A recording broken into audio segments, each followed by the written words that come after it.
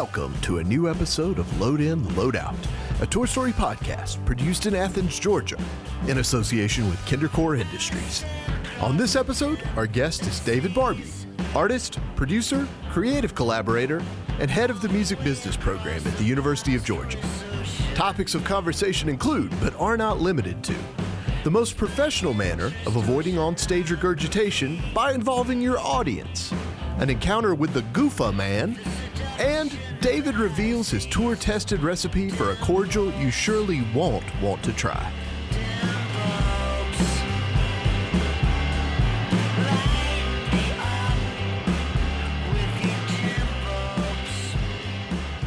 Hello, everybody. Hello. Hello. I'm Ryan. I'm Cash. This is Load In. Load Out. And we're here this week with Dave Barbie, legendary friend, rocker, studio man, academic, everything. How are you, sir? I'm above average. Are you? Fantastic. I feel good. That's good. Yeah. Excellent. I'm happy. Good. Well, that's great. We're glad to have you.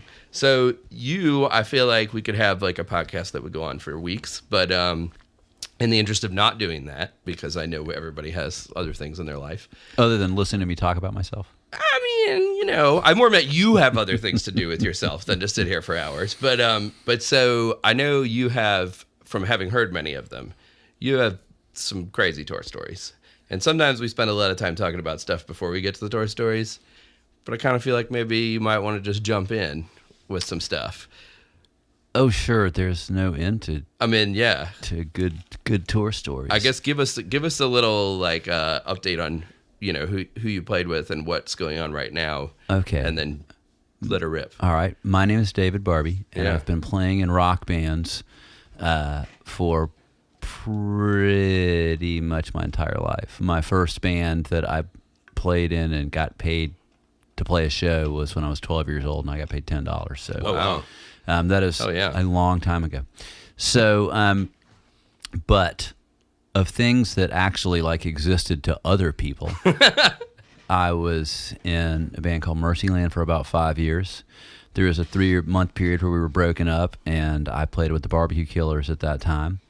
After that time period, I had a band here called Buzz Hungry, and then I started playing in Sugar, and then I stopped doing that in 95 and just was making my own music under my own name and then producing a zillion records. Mm-hmm. And I have played with the band known as the Quick Hooks as my backing band has had about 20 different people. All of them have made really cool records on their own over the years. Yeah, often with you, right? Often with me. Yeah. I have spent 3 months playing bass in the Drive-By Truckers. Mm-hmm. I have now been touring backed up by New Madrid, and when they do that, they are known as Inward Dream Ep, which is an anagram of my last name and New Madrid. So that's our sneaky thing. Nice. Not so sneaky now, because I just told you Way about to go. Way to let it out. So I've played in a bunch of, and then there's Cool. plenty of like one-off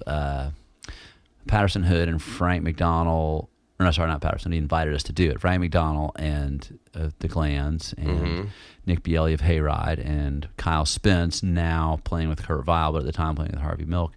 We had a Who Live at Leeds cover band called Teenage Waistband. My So God. I've been in a lot. Yeah, That's amazing. I was Roger. When and where was that? It's We opened up incredible. for the Drive-By Truckers at the 40 Watt in the Southern Rock Opera days. And we learned live at Leeds, and they needed a singer, and so I grew up listening to that record in high school. Yeah. And so just to make sure that the show was going to be like super exciting rock and roll action, I told them, I want you to go on stage and start playing first. Yeah. And then I'm going to come out like James Brown after the band's already playing. Yeah. And so I stood right behind the curtain at the 40 Watt and had 2 shots of Maker's Mark.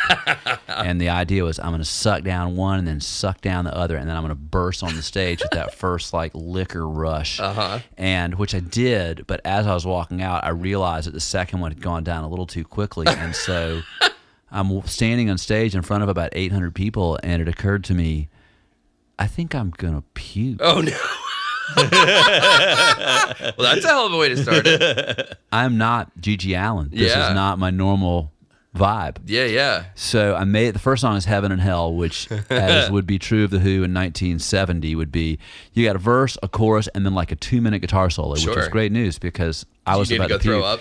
So no, I did the only thing that made sense. I sang the verse and the chorus, and then I looked down and spied this guy and his girlfriend leaning up on the stage, and he had some kind of mixed drink, and I leaned down, took it out of his hand, knocked it back, and then threw the ice and the drink in his face because it just seemed like the most rock and roll thing to do. Yeah. And then made sure I did not make eye contact with him for the rest of the show. Yeah, exactly. And it went well. That's great, man. Hell yeah. Man, I wish I had seen that. That's incredible. It's a good show. We always So you didn't puke? There was no puking. You powered through it, man. Powered through. That's fantastic. Powered through. Like the professional you are. That's right. There's nothing more professional than appropriating another human being's drink and throwing it in his face in front of his girlfriend. When he's paid to see you perform. When he's paid to see you perform. Have you ever thrown up on stage, Ryan? No, I have not. I've not either. I've been thrown up on stage, but I've never thrown up. I've left the stage and thrown up, but not on stage. It's polite. Yeah. It's the least I could do. So then before we get going with those things, there's one other big thing that you do now, which is at UGA. Yes, I am the director of the music business program at my alma mater, the University of Georgia. And it's become one of the, if not the most, one of the most respected music business programs in the country, if not the world right now, right? Well, that would be for other people to decide. How do you feel about it? I'm very happy with it. We have good taste in students at the University of Georgia. I feel like UGA is becoming the place for students to come for music business specifically. There's a lot of great schools in the country, but people are coming to Athens specifically to do this now. And there are, there's differences. I mean, a lot of your other great schools that do this are in New York, like NYU and UCLA and USC and LA and Belmont and MTSU and Vandy. Vandy, I'm not sure if they have a program or not, but I know that MTSU and Belmont is a huge one in Nashville. But people love coming to Athens, and it's the advantage of UGA and Athens. There's a couple of things that are a little different. One, Athens is obviously smaller, but we're a music town, so there are all kinds of music businesses of great significance, but that aren't huge operations. So that if somebody comes to intern at, I don't know, Kindercore or Chase Park Transduction or with the Drive-By Truckers or Widespread Panic or the 40 Watt of the Georgia Theater, et cetera, that they're actually involved, and when they're like part of the community and part of the town. And so it's like the MBUS program has become a big part of the town's music scene. Yeah, absolutely. And so I think that it's kind of bridging the gap between the town and that portion of the university, at least, which is nice. And the other thing is that everybody that teaches in the MBUS program has to have current significant professional experience. Yeah. So Alyssa DeHaze, who's an amazing publicist with the Riot Actor. And an amazing person in general. And an amazing person in general. Saw her at Ideal Bagel just a little while ago. Andrew Rieger with Elf Power and Orange Twin. Tom Lewis, who has engineered great records for 35 years. David Lowry, who, of course, between Camper Van Beethoven and Cracker and producing other people's records. And so that's our faculty. So it's everybody does real stuff now. It can't be, I learned this in a book or I did this a long time ago, because those of us who have been in the rock and roll business know doing it's kind of how you do it. It's not the same business. Right. So when I took music business at UGA before the program actually existed, it was a class that was mostly taken by football players who needed an easy A. Did you take it with Bill Ramal? Yes. The who's like all of his experience was like from 20, 30 years prior or whatever. And I was in his first class. Were you really? Oh yes. That's amazing. So so you were there. Yeah. He for us, one of the reasons why the football players took it is that he was like, the music business is about cheating. So if you can cheat and I don't catch you, then by all means go for it. And so then everybody cheated. But the thing I remember about Bill Ramal, who had a background in like doo-wop in the 50s. Yeah. All of his stories were the about 60s. that. Yeah, Bill had an intense personal grudge with Frankie Valli. Yes. And it stemmed to Bill as a big-time producer who had done Del Shannon's Runaway.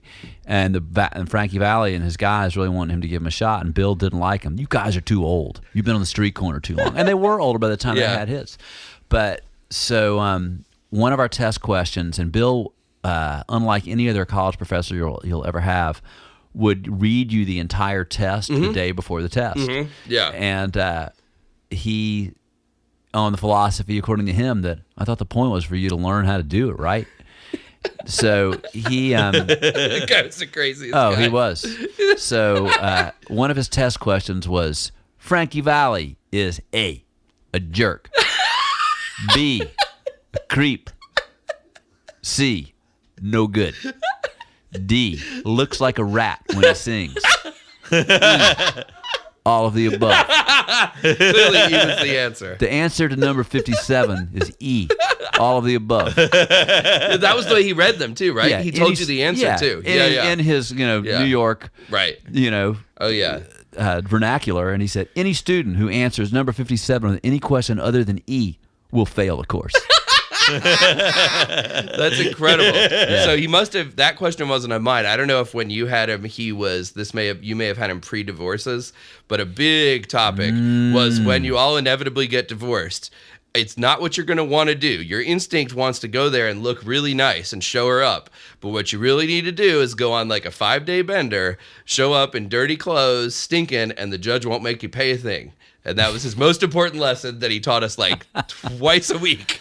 He was, and I think this is, I think I was pre-divorced from all student. Yeah. He's JB from Widespread Panic. He and I were both in that first class. Okay. And we both like Google searched him, and he's like nowhere to be found anymore. There's no record of. He died, right? I don't know. I thought I had heard that he did, and that's why, like, because that went away like years before y'all's program started. Yeah, he started in 80. The first class was January of 84. Wow, and I had him in like probably January of 93.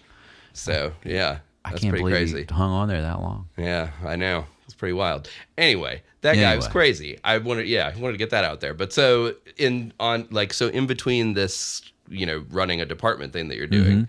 You're also running a studio. Yeah, going on tour. Running on a studio, going on tour. I think you need another job. You need to get another job. Yeah, I really do. And I'm the faculty advisor for the University of Georgia water ski team. I did not know that. I am. Okay, that's a whole Wait. Faculty advisor for the University of Georgia water ski club team. Yes. Club team. Yeah. See, I'm from Florida, so it's my sport. In the South, I knew you were a water ski guy. In the South, water skiing to me is just skiing. The skiing. Well, I said water skiing instead of just skiing because every time I say skiing, they go, "What mountain?" No and one it's like, skis in Georgia. Right. I ski on the melted snow. Right. Oh. Anyway, I'm skiing a little busy. To me is snow skiing. Like when I say snow skiing and water skiing is skiing. Thank you. Yeah. Thank you. We in the South appreciate that attitude. So I'm a little busy. Yeah, it's a little crazy, but my children are adults.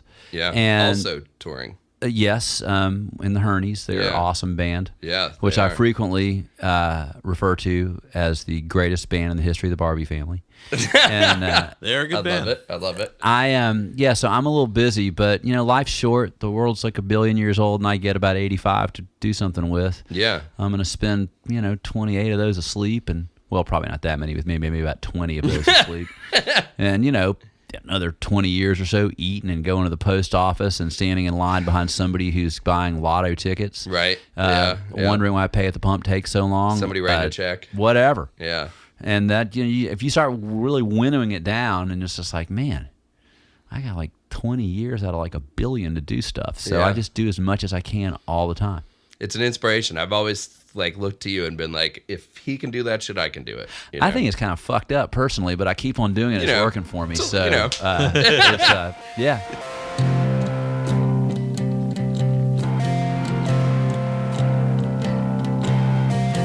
This week, we'd like to shine a little light and love on Girls Rock Athens. Girls Rock Athens is a nonprofit organization dedicated to empowering girls, women, trans, and non-binary folks of all backgrounds and abilities through music education, creation, and performance. They provide leadership opportunities, build self-esteem, and provide people of marginalized genders with a safe place to express themselves. Go to girlsrockathensga.org to learn more, donate, or volunteer.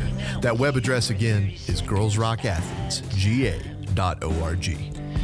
But then I told you that for my next So take us in, get us in a van, take us out there. Okay, on the road. so some of the best touring times would definitely be the Mercyland days, which is pre-internet, pre-internet, MapQuest, and cell phones. Yes, all that stuff. Yeah. So I never doing this tour I just did with New Madrid. It was just like we would talk about the fact that it's just like. Yeah, it was like the road atlas and payphones. Yeah, exactly. And sometimes Talk about that a lot with anybody I tour with now. Yeah. It always comes up. It's like we had atlases. Yeah, I love the atlas. Yeah. And or just like driving into some town and it's like, well, the sun's over there, and Right. so therefore it's about 5 o'clock. We're supposed to go east. Let's put the sun in the rearview mirror and see if this street gets us down towards the club.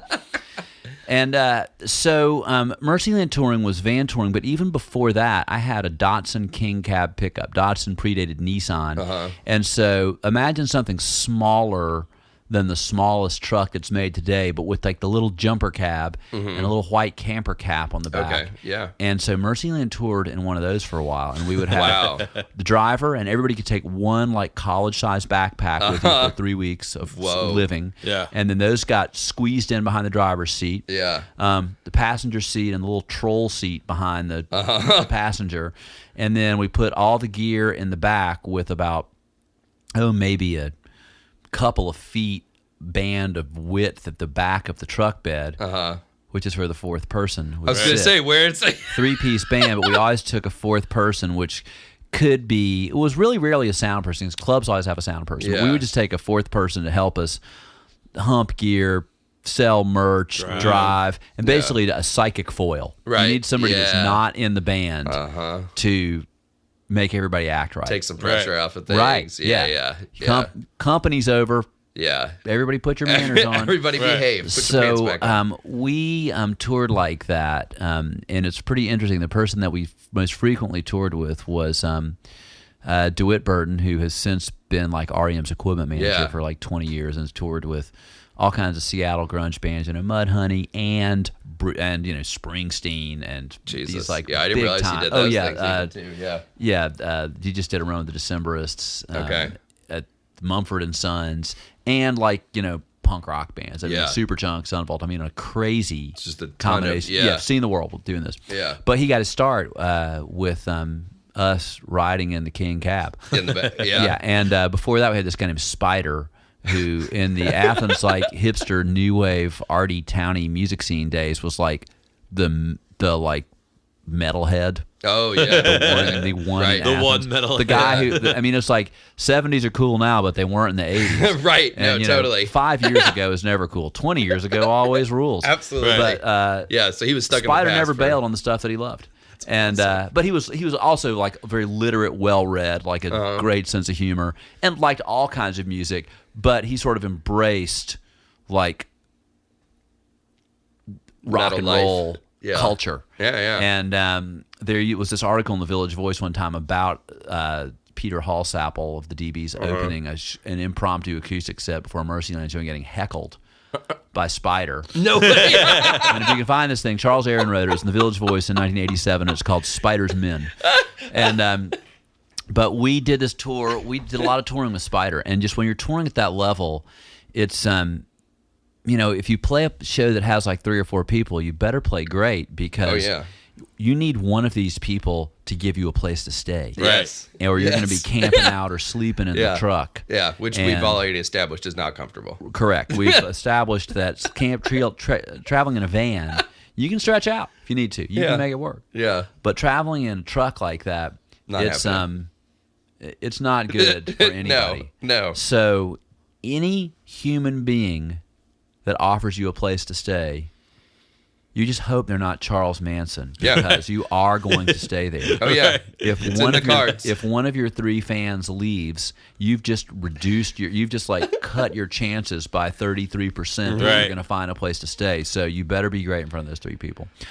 But we and also not too crazy or creepy or whatever. correct. We stayed in we had this crazy experience in Kent, Ohio, where somebody had, not me, but one of the other band members had booked one of the most poorly advanced shows in the history of rock music. And so we showed up in Kent, and there's basically like no show. And so we call the guy, he calls the guy at the bar, and he said, yeah, well, hadn't heard from you in a few weeks, and there's this big party going on out of town with a bunch of bands playing, so I just figured we weren't going to do it. And I was like, well, we're like here. Right. So we played so we got there, and it's like the club portion is in the basement, and then there's this kind of like adult bar place upstairs, and so the bartender's down there, and he's kind of like an old hippie, or rather he was an old hippie. He wasn't just kind of like one. Yeah. And he's really nice, and he's cool, and he's like, man, he totally screwed you guys over. He said he told me to come into work today, but there's no show, and you guys like want some beers or something? And we said, do you mind if we just go ahead and play? I mean, we kind of were geared up to play tonight, and we just as soon, if we're going to hang out here and drink beer, we just as soon like play music like we're practicing while we're doing it. Yeah. And then the bartender and his girlfriend, and he said, yeah, man, that's cool. I'll listen to you guys. Yeah, that's fine. And so we sat down there and just jammed with, while this guy, the bartender, and his equally old hippie-ish, super nice girlfriend, and while they just kind of got us drunk. And so one other human being comes into the bar, and it is a guy whose name is Virgil. And Virgil became known to us ever more. If I was to run into one of the Mercyland guys or DeWitt right now and say, hey, I just told them the story of the Goof-a-Man, they would know exactly who I'm talking about. Because earlier in the story, we had been in the Court Tavern in New Brunswick, New Jersey, and there was this poster for this band, Black Vomit. And it had this like crudely drawn, like surprised expression face on their poster that said, we scared of the Goof-a-Man. So we met this guy, so Virgil, who is obnoxious. That is the word to describe him in the Goof-a-Man. In one word, is that he was obnoxious. He is wearing a tie-dyed T-shirt 3 sizes too big for any person he could possibly be related to. He has a fishing hat on. Okay. He has not taken very good care of his skin over the course of his life. Okay. Or his teeth. And he always, that'd be cool. He's like the adult version of like the kid who thinks like the grossest stuff imaginable is what you talk about. Yeah. When you're trying to impress girls in 7th grade. Of course, right. Yeah, you know this guy. Of course. Absolutely. You know this guy. Yeah, You know this kid. Yeah. Well, the adult version is no good at all. It just gets worse if you keep that up. But we're kind of drunk, and he's all we've got, and he offers us a place to stay. Oh, man. And so we're riding along with him, and the ride keeps getting longer and longer while he's directing us to his place.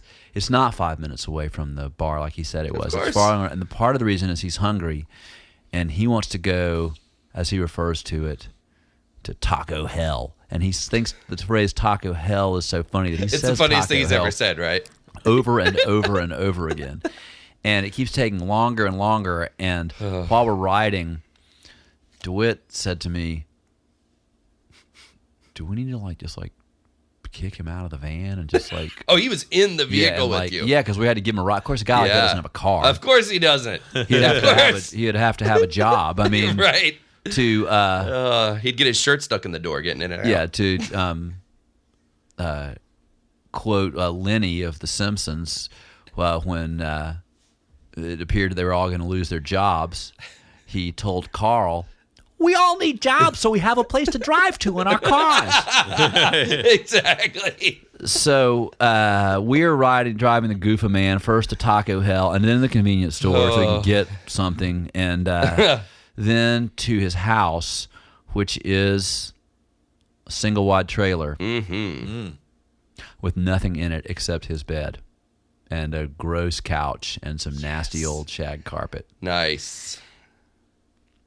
But it's still all we've got. And now it's like 3 o'clock in the morning. Yeah. And we did stay with the Goof-a-Man. Yeah.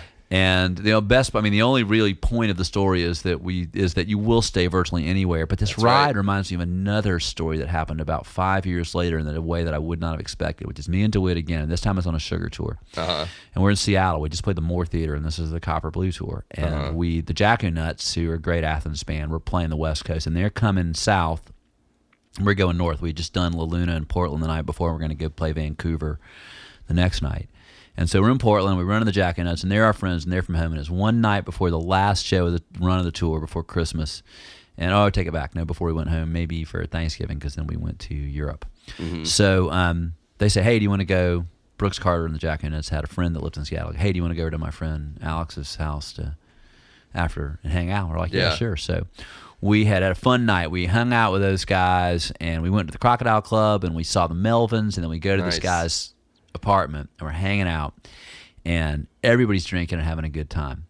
And the four of us, and the Jack and Nuts as well, but we were all definitely would fall in the category of real smart Alex.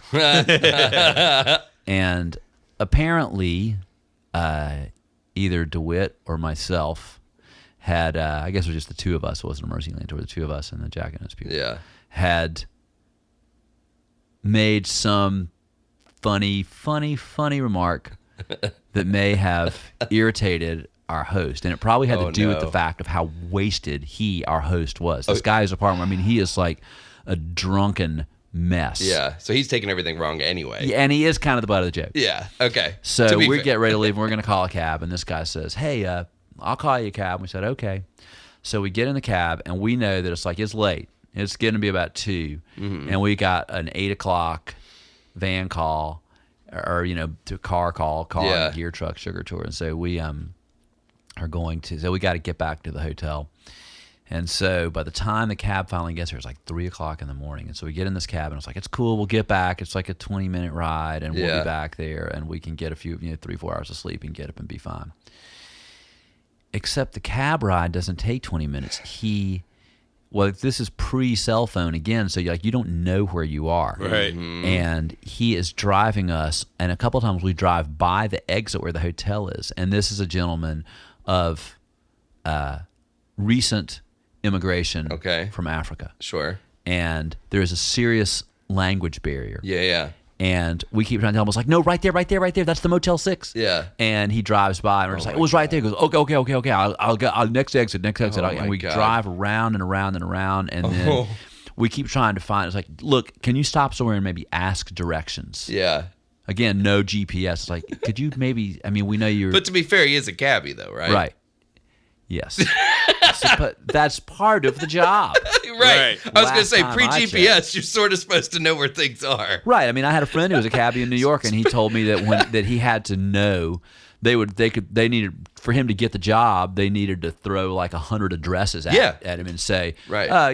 636 West 11th Street. Sure, right. Yeah. So we this goes on for like a couple of hours. As you watch your sleeping window. A couple of hours. We are in this not 30 minutes. No. And so we're in this like warehouse area where there's some guys like loading like milk trucks and ag trucks up to go to like grocery stores. Morning and he goes starts. into ask. Yeah. And the two of us are in the cabin. It's like, do we need to like get out and just start walking? And it's like, there's no like, we're like looking around. There's like a convenience store, a gas station, someplace that we can go get a payphone and call. Yeah. And it's like, we don't know where we are. Is your stuff at the hotel too? And our stuff's at the hotel. And so we finally get back there at like 6 o'clock in the morning. What? And he wants to charge us $31 for the cab fare. And we're like, 30? Are you kidding? No. How about no? Like, well, you pay us $31 riding around with him. So I think we gave him like $10. Which is what it would have cost in the first place. And so we get out and we go inside. And so about 3 years later, I was at the wedding of Brooks Carter.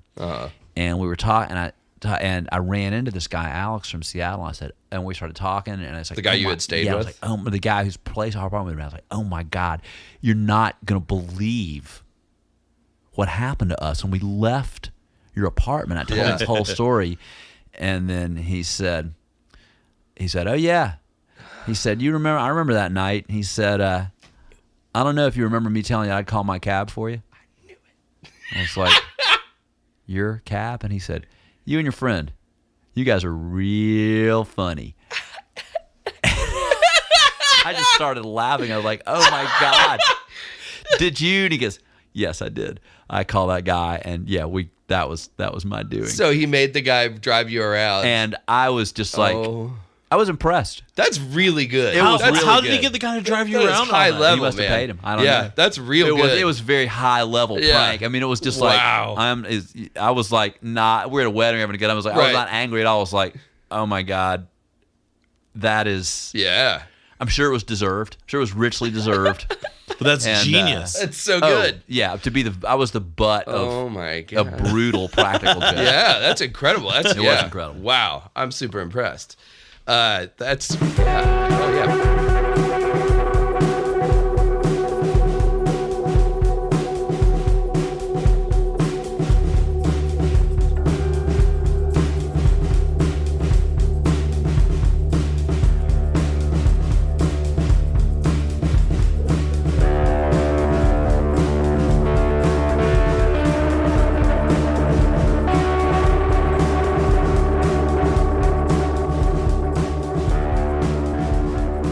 Or by the situation. Most like life-threatening things that I was involved with were when I was just like a foolish, very young teenager, Right. like just doing stupid things. Yeah. I mean, it's like tour danger. I can remember some people getting like irrationally pissed off about things. Yeah. Doesn't have to be danger though. Yeah, Yeah. it's mostly fun. Yeah, good. Mercyland Barbecue Killers tours were always the very height of fun. It's like Yeah. the Sugar tours were a lot more comfortable. You played to a ton of people. Everybody Right. has your record. Yeah. People sing along with the songs. You're sleeping in beds and eating in restaurants. Yeah. But Did you guys tour in a van, or did you guys have a Sugar was like a bus? would have like a rental car and then like a rider truck for the gear. We were selling out places with like several thousand people, Yeah. but without a bus. Wow. It was like rental car and Motel 6. It was Yeah. Bob's way from like the Husker days. It was like very low budget. His philosophy was cost low, everybody makes more money. Yeah. Right. And at the time, I had either 2 or 3 tiny children. Yeah. The whole time I was in Sugar, and it's just like, I'll go to Motel 6. I'll take more money. That's fine. Yeah, absolutely. Publix doesn't take indie cred. No. So They don't Although care in who, Athens, sometimes it. they don't care who you're in a band with. In Athens, it's different. I mean, we all know that bars do, but definitely Right. not the grocery store. But the Mercyland days of touring were like, just like generally kind of rip roaring fun. Yeah. Here's another funny one from the Buzz Hungry tour. Was Okay. we played in Durham, North Carolina, and Eric Sales and I had gotten some PBRs to drink. It was like a DIY show, so it's not like you're like drink tickets. It's like, Right. hey, yeah, before we play, we're gonna go to the beer store and get a 6-pack of PBRs. And it was back before PBR was considered cool. Yeah, Yeah. It was cheap. we just knew that we were. That's Yeah. right. Yeah. Yeah. Right. Yeah. No, I've always loved cheap beer, but it's like my philosophy of drinking is cheap beer and expensive whiskey because Right. the opposite is trouble. Yes. Yes. That you need some kind of beer that you can drink a lot of. Yeah, yeah. And you need some kind of whiskey that encourages you to savor it. Yes. So Very true. Brooks Carter, he of the Jackonuts, and to hook us into this crazy Seattle experience, is also the drummer in Buzz Hungry. And so Brooks, he's a man of a broad palette of tastes, and he had decided that his beverage of choice that evening was going to be port wine. Okay. And so I was like, "What is that?" And he's like, "Oh, it's port." I was like, "You ever had?" I was like, "No, I never had any port wine." I thought it was like something like people like lived under like the overpass. Yeah. And he said, "It's pretty good. You ought to try it." And I said, "Okay." So I had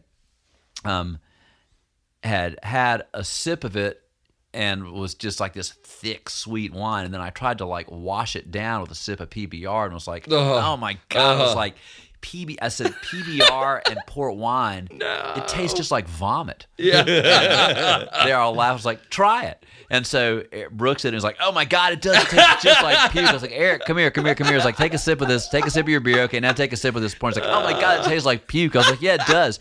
So we sat on the back steps of this place in Durham, and whenever people would like come up to the show, it's like people would say like, "What are you guys doing?" I was like, "We're doing vomit balls tonight." And what's a vomit ball? Oh, it's port wine with a PBR chaser. And they're like, "Really?" It's like, "Why is it called a vomit ball?" Well, it's Well, here which you was go. just an event. I was like, Because it tastes just like puke. Try it. And the amazing thing is, you tell people something's going to taste just like puke, and you know what? Every single person is going to taste it. And they're like, oh my God, it tastes awful. It tastes like puke. I told you. It's like the smell thing. Like, man, it smells bad. Here, smell. Yeah, exactly. Everybody's going to smell it. My daughter does that to me all the time. Dad, this smells gross. Come here. Those darn kids. Yeah, but that's amazing. the Buzz Hungry's contribution to popular culture. It's really good. The vomit invention of the balls. vomit ball. Vomit ball. Yeah. That's good. I like that. Yeah. Fantastic. Well, cool, man. Are there any places that you can think of when you visit somewhere that you specifically have to eat there? Any restaurants over the country you're like, I may only be playing the city because I want to eat at this place? Well, there have been, even though I've kind of done that enough times, but the Char Grill in Raleigh was a Mercyland hot spot that would be worth. We played in Raleigh not too long ago, and I actually talked about going to the Char Grill, but like walking 2 doors down to eat near the club actually worked just fine too. You're like, but yeah. But we did talk about the presence of the Char Grill. Yeah, there used to be those places all over. There was Smalley Fair in Tuscaloosa, which is like a meat and three place. There's always, a barbecue joint in most southern towns you want to go to. And I'll tell you a place that we did love to go is there used to be this club in on the Outer Banks, North Carolina, called the Mex-Econo, Mex-Econo. And it was like a indie rock club across the street from the beach that had super ice cold beer and really good fresh fish tacos.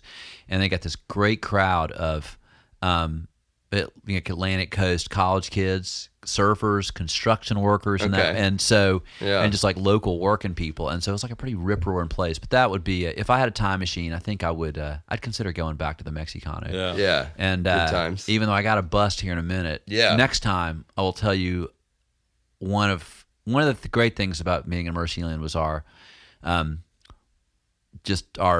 deep appreciation of just doing stuff because we wanted to do it, including like totally ridiculous like prank style setups, such as the creation at this place, the Mex-Econo, of the world's greatest club and band convention. Nice. Which shouldn't be too hard to figure out what the club was and who the headlining was. right, of course. I like it. That's great. Well, thanks for coming by, man. Thanks for having me on the show. To have you. And we look forward to having you again in the future. Yeah, I'll come back. Make it a reoccurring guest. Before you go, where do people find you? If people hear this and they're interested, where do they go? Oh man, I'm one of the easiest people in the world to find. Yeah. Maybe, unfortunately. Of course, under my actual name, David Barbie, I'm on the Facebook. Right. And if you Google me, Chase Park Transduction, if you go to the studio's website, chaseparktransduction.com, there's an email and an honest-to-God landline on there. Wow. I even just mean, where can people find your music? Music? Not you to hassle you personally. To hassle me. Yeah, no. People like to hear what you're up to. It will be in Orange Twin Records. That's the best place to go. Cool. Is to go to the Orange Twin website. Awesome. And because they are awesome and deserve your love. Yeah. Oh, yeah. Agreed. And maybe don't hassle him personally. Dave. And that's redacted. Yeah. Thanks, man. Thanks for listening to this episode of Load In, Load Out, a Tour Story podcast produced by me, Bill Fortenberry. Our hosts are Cash Carter and Ryan Lewis. If you enjoyed the show, check us out at kindercore.com or give us a review on iTunes. Thanks for listening, and we'll see you guys back here next time.